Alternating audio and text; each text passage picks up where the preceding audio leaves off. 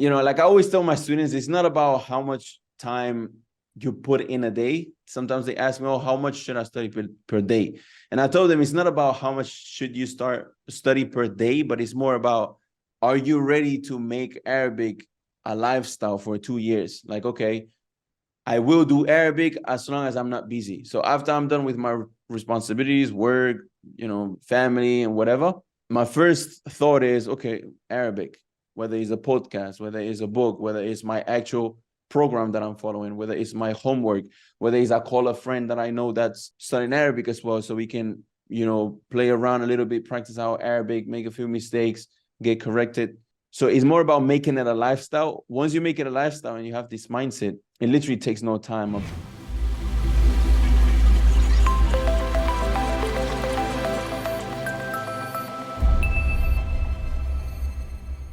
We have a very special guest. Ahmed is the founder of Andalus Institute. He's devoted his adult life to teaching Arabic.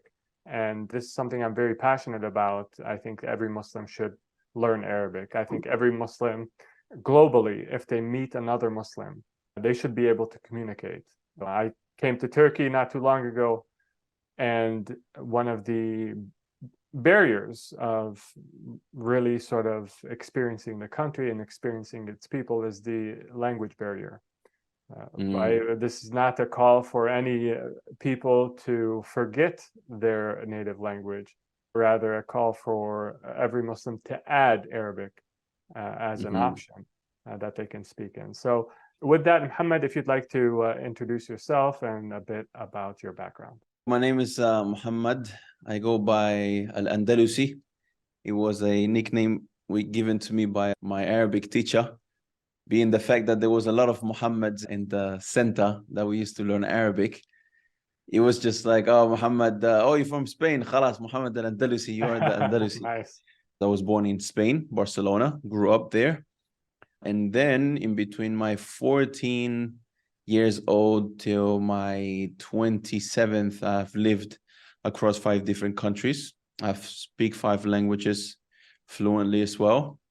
And I am the founder of a online language learning educational company that teaches the Arabic language. Perfect. So why did you end up leaving Spain and living abroad in 5 different countries? What was the motivation for that? Well, 14, in 2003, I went to my father's country, Senegal, for the first time. And I encountered my family from my father's side for the first time. And as you said, you just got to Turkey and it's hard to connect on a personal level, on an emotional level, on a more, approachable and close level if you don't know the language of that person. So when I went to Senegal, it was hard for me to communicate. I didn't know French. I didn't know Wolof, which is the language from Senegal, one of the main ones that's spoken there. And at that time, my father, he had been in Paris for 2 years already. So I was playing basketball at that time, and it just sounded to me like, oh, why not go to Paris, learn the language, and perhaps, my opportunities to become a professional basketball player will open up and I will have more options. So that was an idea I threw at my parents at that time I was 13, I think. And yeah, my mom, my dad, they say, yeah, why not? Just, you're bad at school anyways in Spain, so why not just go to Paris? So I started with Paris. I spent 3 years in Paris, then came back to Spain for a year. I did my last basketball, season. And then within that year, I started to practice my religion a little bit more seriously. So I was about 17. And then all of a sudden, I remember once I picked up the Quran, the translation in Spanish being my first language. And I opened up and I started reading from the 2nd chapter. And I couldn't understand, because of the eloquency of my own language. So I was like, this doesn't sound right. I feel like I need to read this in the actual language, in Arabic. So, it stuck in the back of my head. that yeah, I need to learn Arabic. I need to learn Arabic. The khutbah is in Arabic. I don't understand. When he's reciting the Imam, I don't understand. Everybody in the mosque is speaking in Arabic. So I just felt like, I need to learn Arabic. And yeah, I met a brother. I used to go back and forth still to Paris and Barcelona. And I met a brother that told me that the next summer there was going to be an intensive course in Egypt, that if I wanted to learn Arabic, that could be a good opportunity. So for me, it sounded so foreign. Egypt, why would I travel to? Everything was just so like new to me. So I said, oh, that something people do, like travel to learn? And he said, yeah, everybody does this. So yeah, I put it in my parents, on the plate, and they were like, yeah, okay, why not? My mom in the beginning, she was like, no, you crazy, typical traditional mom that watches the news and thinks everybody blows themselves up in Egypt and stuff like that. So she was like, no, you ain't going. And then my father, he's born Muslim. My mom, she accepted Islam. So maybe they received it a little different. My father was like, oh yeah, Quran, Arabic. Yeah, that's perfect. So my mom eventually, she's seen it as a good idea as well. So then I moved to Egypt when I was 18. And then I spent 6 years in Egypt, learned Arabic, did some Quran, did different, I got into the faculty of Sharia in Al-Azhar University. And then in 2017, I left to Mauritania in West Africa. So I spent there 3 years. Then I spent about 1 year in Saudi Arabia after those 3 years. And eventually I got here to the UAE. And now I am here in Ashariqa. Nice. What do you think influenced you the most in terms of learning Arabic? Was it, being in Egypt, actually physically being in Egypt, or was it just, dedicating yourself to learning? Because a lot of people are going to say, I'd like to learn Arabic, but, I'm in the UK, I'm in the US, I'm in, some other place that doesn't speak Arabic, and therefore it's extremely difficult. Do I need to sort of move myself to an Arabic country and live there, immerse myself in the culture for 6 to 12 months in order to actually pick it up? Or do you think there's a way to actually learn it abroad? Yeah, I mean, from my experience, the Arabic language, and when I say learning the Arabic language, I'm talking about the Fusha classical Arabic, is a language that is being preserved. It's a very old language, and it's been preserved just because of the Muslims and just because of the language being the liturgical language for Islam. So every type of, scholastical work and the Quran itself and all the traditional texts of Islam, they are in Arabic.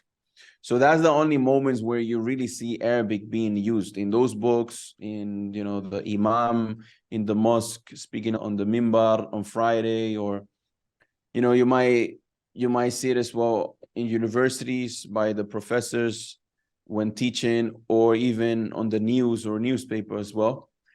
But there is no country that you can go and literally just immerse yourself in the country and speak and learn Fusha that way, because nobody speaks Fusha. There's no country that speaks Fusha in the street or as a default language. So because of that reason, when I went to Egypt, I learned Fusha not being outside, but in the class with the teacher, and then with my classmates. We would just speak, practice, and so on, and then you just immerse yourself in the books, listen a lot to speeches of imams and in different places where people actually speak Fusha.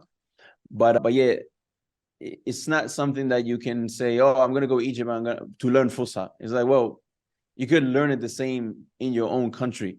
Matter of fact, I interviewed the two, most known authors of the two main used books nowadays for Westerners who want to learn the Arabic language, which are the Medina books and Arabiya Bain Aydayk books.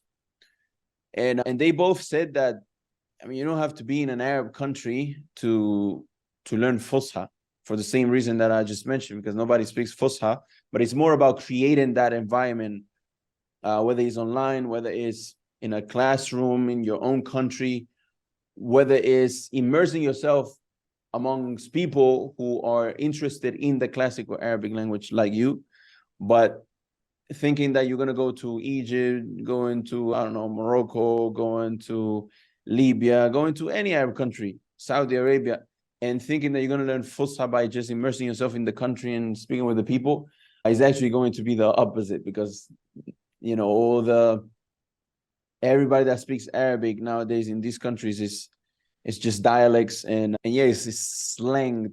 It's the slang type of Arabic. So it wouldn't be that helpful. Let me tell you a funny story I heard. I'm not sure if it's actually, how true it is, but this person, he's a convert. He was learning Arabic, European, and then he goes to Egypt, right? And he gets in a taxi and he wants to talk to the driver, and he's like, so he's using the Fusha Arabic that he learned. So he's like, "Uridu an azhab ila souq," right? So, but in Egypt, when you speak Fusha, usually you're speaking, something, you're quoting the Quran. So Right. the taxi driver hears "Uridu an azhab ila souq." He tells him, "Sadaqallah al-azim, Sadaqallah al-azim." Yeah, that's funny. I actually made a funny skit that was exactly the same funny situation. And I would say it happened to me at least once being in Egypt. And Yeah. and the video went so viral because it's anybody that's been in Egypt can understand this situation and finds it funny because they have been in the same situation. And yeah, man, in Egypt, you speak Fusha I remember in the first couple of years, I couldn't use my Fusha to speak outside and not sound crazy. So I would sound like this, Uridu an adhab, very robotic. Yeah. So Yeah. later on, you can like break it down a little bit to be a little bit more slangy. But yeah, and they will be like, طيب, speak to me in Arabic, كلمني عربي, طيب, ما فهمتك, or subhanallah, that hadith, Quran. No. It's like, no, I'm telling you, I want to go to. So yeah, that's very relatable, man. So how long do you think, based on your experience, it would take someone who, doesn't know any Arabic to be able to read and understand the Quran? What's the time distance there? Yeah, that's a very common question. On average, to learning language, it takes 1 to 2 years for the average human being. And how long are they like studying during these 1 to 2 years, like per week? Yeah, so the way how I like to, to make people imagine it so they can actually realize how much would it take to learn a language is look at the time spent. And anyone that had children will understand it better, or perhaps, nephews or that grew up next to them. It's usually the first year to 2 years when they start to build that caveman speech. Me, no, one, I tell you, one, I hungry, please. So it starts like that, building that caveman speech. And then after 2 years, you pretty much, depending again on the environment, going back to your question, how much does that person usually practice? It depends on the environment. It depends on the person in specific. It depends on his natural ability to stay coachable and to, build on feedback. So some children, mashallah, they, first year, they, those are the type of children that go viral on Instagram. They sound like adults, like, oh, excuse me, I wouldn't allow you to speak to me like that. They're like, oh, wow, a child speaking like that. So those type of children, they are around adults very, a lot. Like I've seen it with my first child, for example. My first child, she learned how to speak faster because she was alone and she was always around the parents. So she's hearing adults speak, so she's replicating. Now, when I had my second child, they were together, very often. So their conversation doesn't go further than the oldest child. So it doesn't allow them to grow. So it depends on a lot of factors. It depends on how long do those children be around adults. What type of conversations do the adults have with them? A lot of adults, they don't they don't have the growth mindset for the children. So they talk to them like babies. Yo, how you doing? You okay? And it doesn't allow them to grow. So talking to a child like you would talk to an adult with very common vocabulary and very simple expressions, it will allow them to grow. Apart from this, in terms of time, it really depends. I mean, goes back to the environment. How much are you speaking? How much are you practicing? And how much are you learning from your own mistakes? So for an adult, understanding all of these concepts, having a good mindset, not being shy, understanding that it takes consistency, understand that you need to use the feedback that your coach is giving you to make less and less mistakes, to build on data, and all of these things that an adult develops across the years. It helps you learn the language faster than a regular child. So on average, me, for example, it took me 10 months where I was speaking and I pretty much understood everything that I was being told. And I was able to ask something that I didn't understand in Arabic and understand the definition in Arabic. So I was solely speaking in Arabic. It was very, broken and still not 100%, correct, everything I was saying and so on. But I was able to solely use Arabic to build on my Arabic skills. For the average person, I've seen students in my program, it takes them about 1 year and a half. Again, it depends on the student. It depends on how much they put it in a day. It depends on, like I always tell my students, it's not about how much time you put in a day. Sometimes they ask me, oh, how much should I study per day?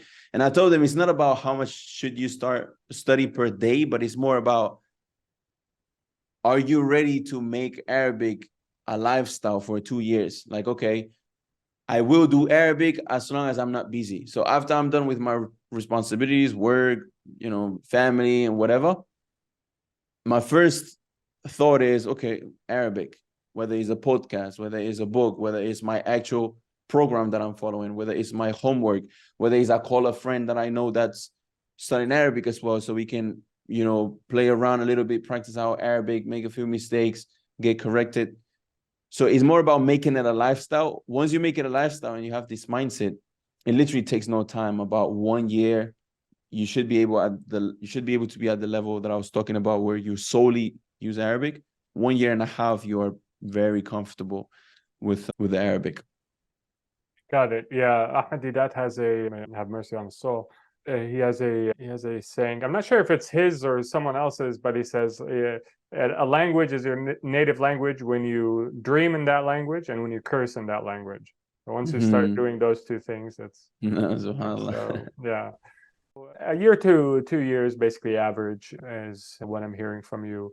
Obviously, it depends on, level of effort. It also probably depends on, the mental youth of the person. So if the person is, flexible mentally, has a habit of, reading and acquiring new skills or not. Yeah.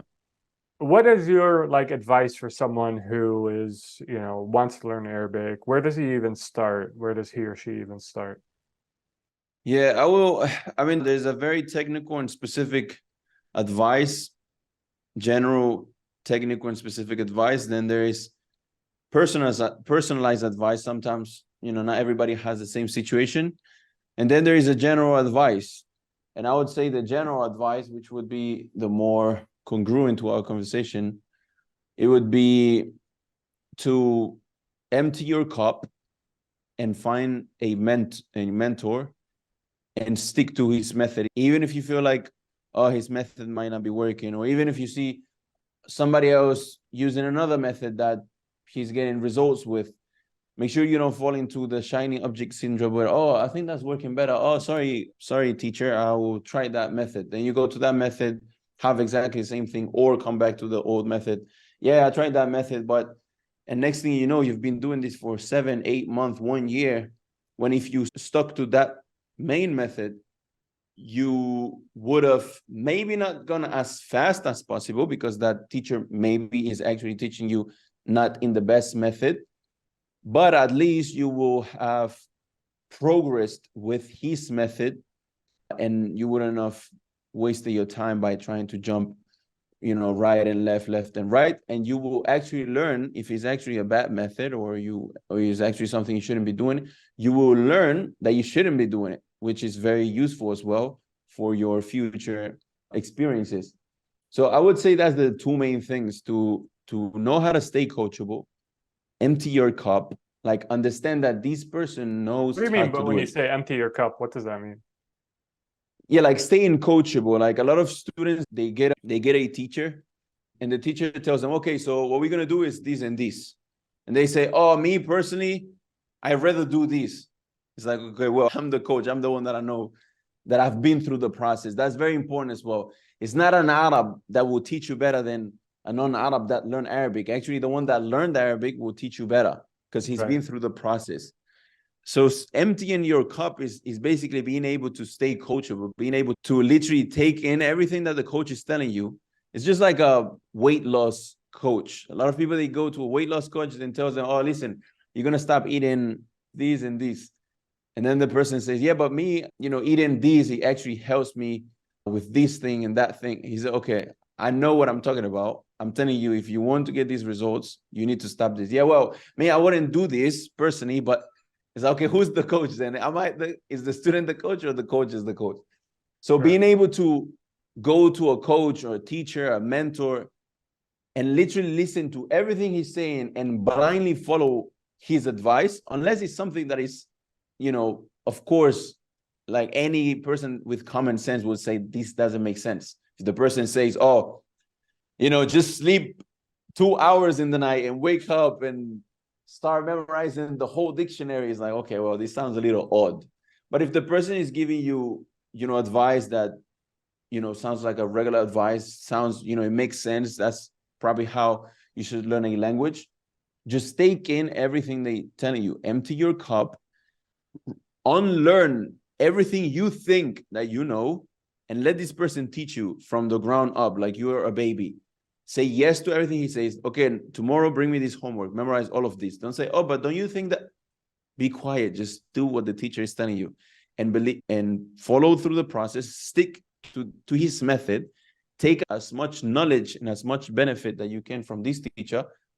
If you do it for a year, for 2 years, and you feel like, you have benefit enough from this teacher, and now you can move on to the next teacher, and maybe he's a better teacher, maybe he's a better method, at least you have taken all the good that teacher had, even if later on you think, oh, his method wasn't the best and whatnot, but you won't know if his method actually works unless you stick to it.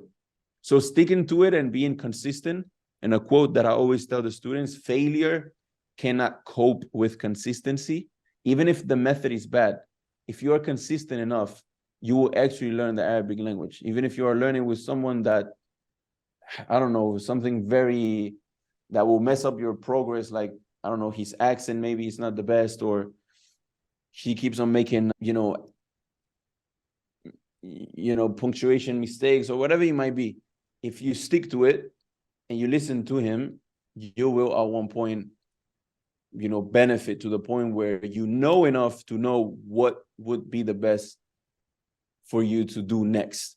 So yeah, consistency is and is a big principle as well in our religion. It was a hadith reported by Aisha radiallahu anha, where the Prophet ﷺ, he said, "Khairul a'mali adwamuha wa in qall," that the best of actions are the continuous ones, even if they are small in amount.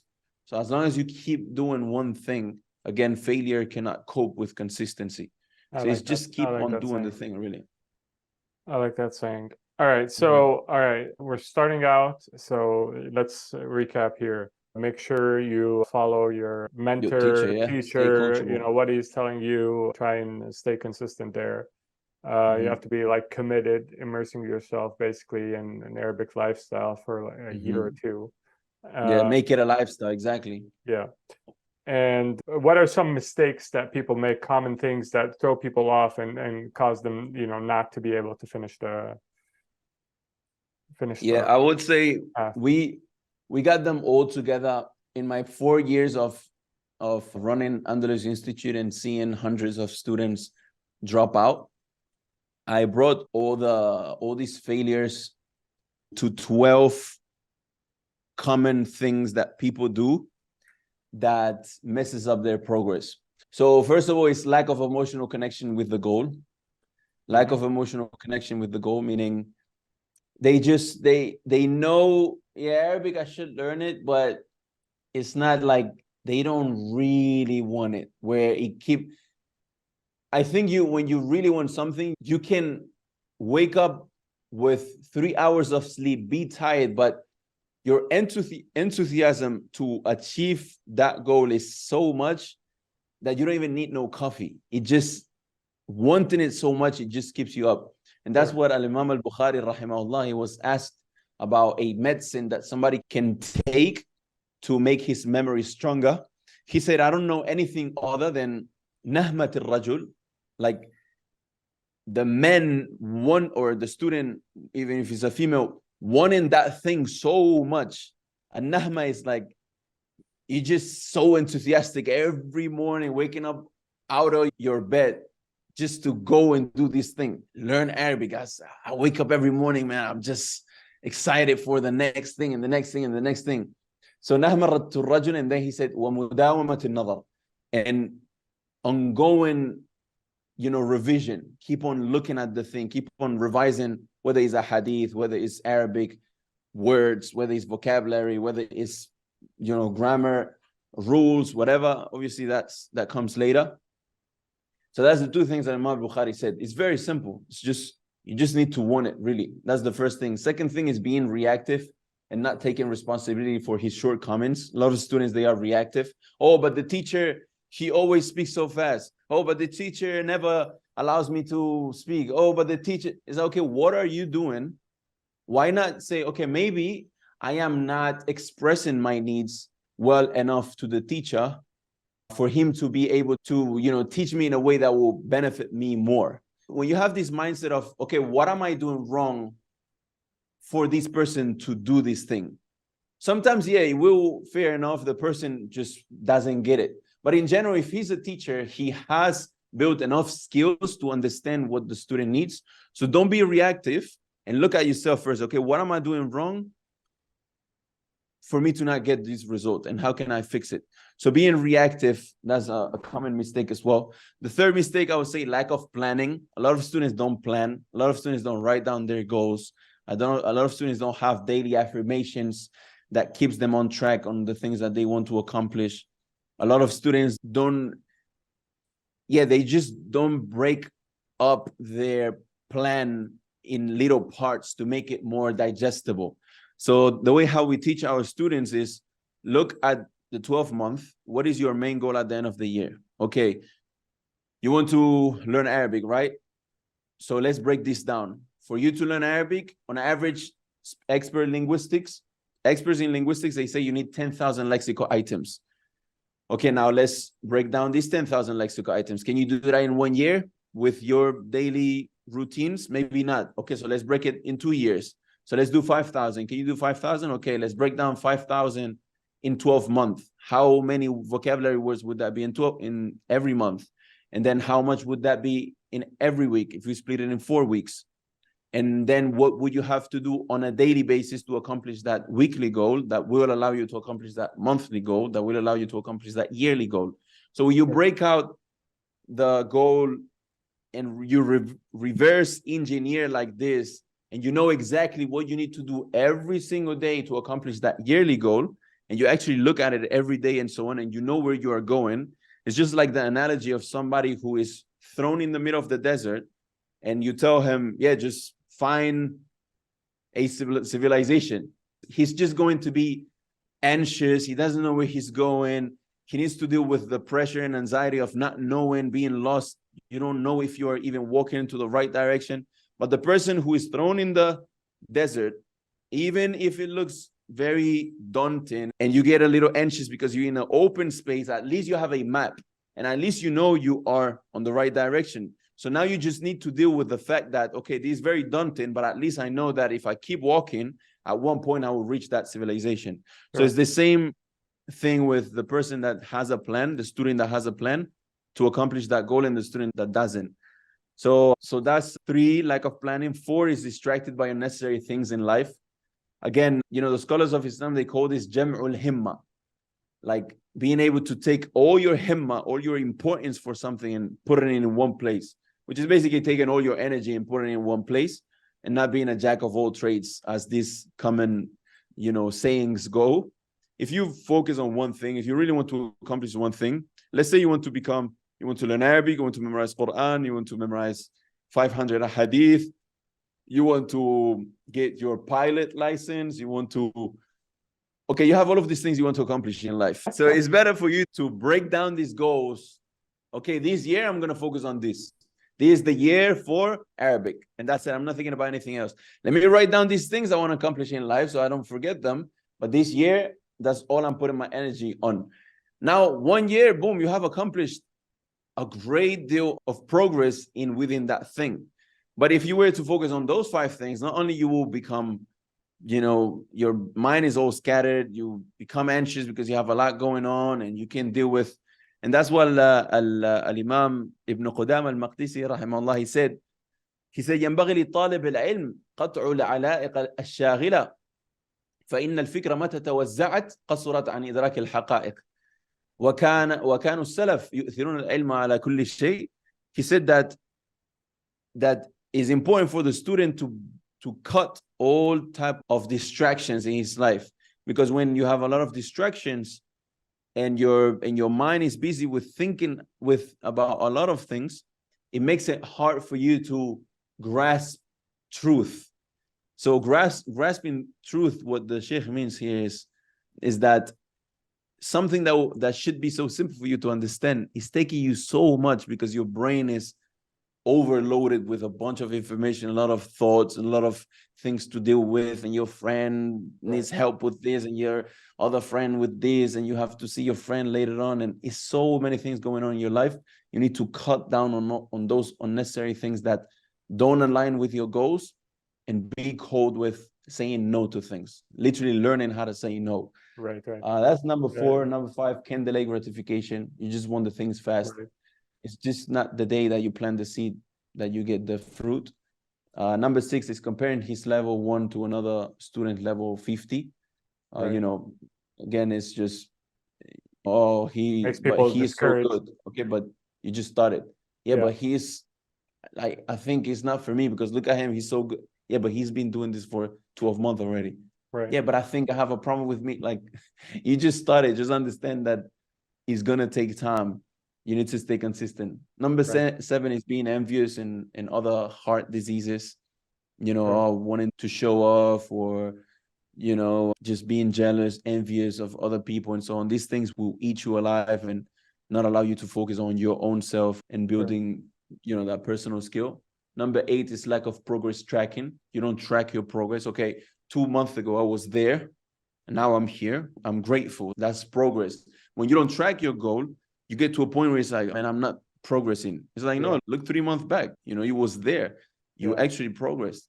And that gives you, fulfillment. Oh, wow. That's true. I actually progressed. Okay, so let me keep going. So it allows you to keep on going in a healthy manner. Number 9 is letting failure overcome him instead of requesting for help. A lot of students, once they are done, they drop out. They're like, I stopped because I just didn't want to ask for help. I didn't want to annoy anyone. It's like, okay, but now we have to deal with the fact that you let yourself, just accept failure. And now we need to bring you back up, first of all, and then we need to allow you or help you to get that momentum again. And it's better for you to, as soon as, this is difficult, let me ask for guidance. It's easier for you to understand when to, and that's part of self-awareness, to know when you actually need help, and that is fine for you to ask for help. Number 10 is very unhealthy routines and habits. Of course, phone addiction and social media and just junk food and lack of sleep, sleeping late because of your phone, and talking for hours on the phone with friends, and those type of unhealthy routines and habits. Number 11, thinking the grass is greener on the other side. This program doesn't work. Maybe that one works better. This one didn't work as well. Maybe that one works better. And you keep on jumping from flower to flower. And number 12 is having a full cup, as we said, applying only the parts of the program he thinks he needs. The program has been designed for me to do this and this, but I think I'm just going to do this thing because I think that's the best. Okay, but you think it's not based on experience. Let the person that is experienced tell you what you actually need, and just believe in what he's telling you because he's been through the process, and stay coachable, basically. So that's the 12 main common student reasons for failure in our program. Outside of the program might be the same, but I think they are very accurate to not only learning Arabic, but to why people would fail at a lot of things in general. I think these are good things to try and avoid in any human endeavor, basically. And literally. be a hindrance to achieving whatever goal you set for yourself. So this list was Yeah, good. yeah. Perfect. So how much is something like this going to cost a person if they want to learn Arabic? What should they think about in terms of monetary commitment? Yeah. I mean, you're talking about our program or in general? Sure. I didn't track how much I was spending when I was in Egypt, but on average, like yesterday, for example, I was talking to a friend of mine who's still living there in Egypt, and he was telling me he pays like 50 euros a month for his apartment, and he lives with his family. I think they have a 3-bedroom apartment. He lives in, not Oh, the but best neighborhood. he's there just to learn Arabic in Egypt? Now he's been there for quite a long time. He's been there Okay. for probably like 10 years now. So of course his family, his children, they study and whatnot. But for him, it's more about like, let me just have my family in a Muslim country Let me and clarify my question a bit. I'm not really talking about living expenses. I'm talking about Mhm. like program expenses, like learn Arabic Right. program. Yeah, well, that's why I was giving you the alternative. Like if somebody were to go to Egypt and live there, I see. to then sign up in in an institute, then on average, that's what you could imagine to pay, like anything between $50, depending on the area, but $50, $500 per month for the rent, maybe food, another $500, maybe, the expenses for the institute. I remember on average, institutes are $150 a month. Mhm. So that's if you were to travel, what you would have spent. For us in our program online, I don't know much about other programs, but for us, the student pays one-time payment. He pays in the beginning when he starts the program, and the prices ranges anything in between 1,000 to 2,000. The regular price is $2,000, but there's a lot of, especially in our community, there's a lot of young people. Our audience they are very young. A lot of them are university students. So we just talk to them and see what they can afford and whatnot. But on average, they pay 1,000 to 2,000, and that's for the 2-year program.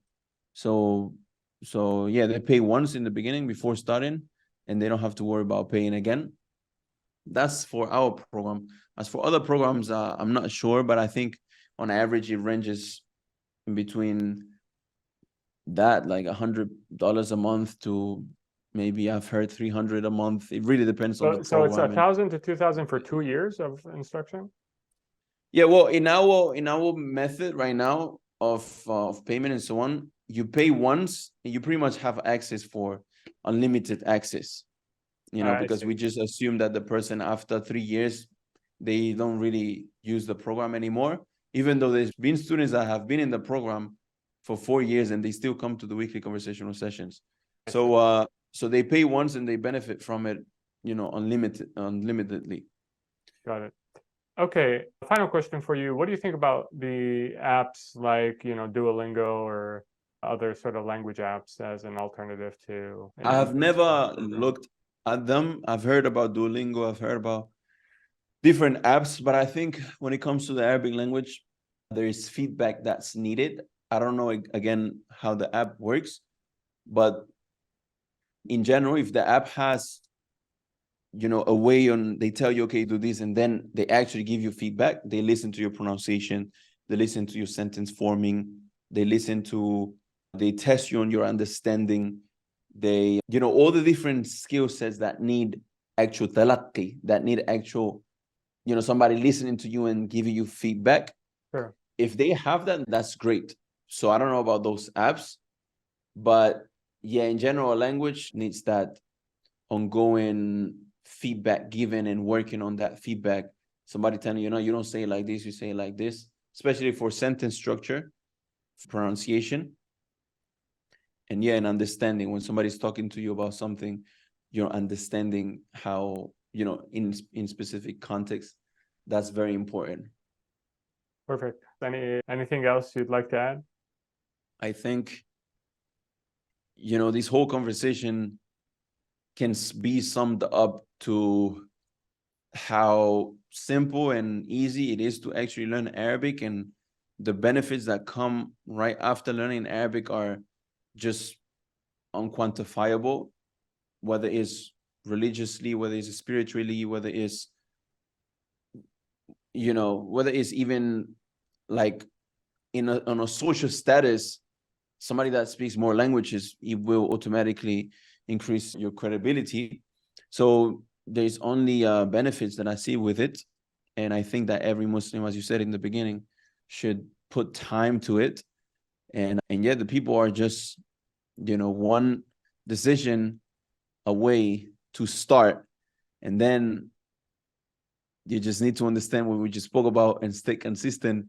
And there is no other outcome than actually learning it. So if they really want it, the best time to start, it was yesterday. And the secret to get ahead is getting started. So they better get on going. Inshallah. Two steps to success: get-to-itiveness and stick-to-itiveness, right? So you got to get started and you got to stick with it. Perfect. Thanks, Muhammad. And people can find you at andalusinstitute.com. I will put it in the description, inshallah. It's been a great conversation. Appreciate your time. And hopefully we'll talk again.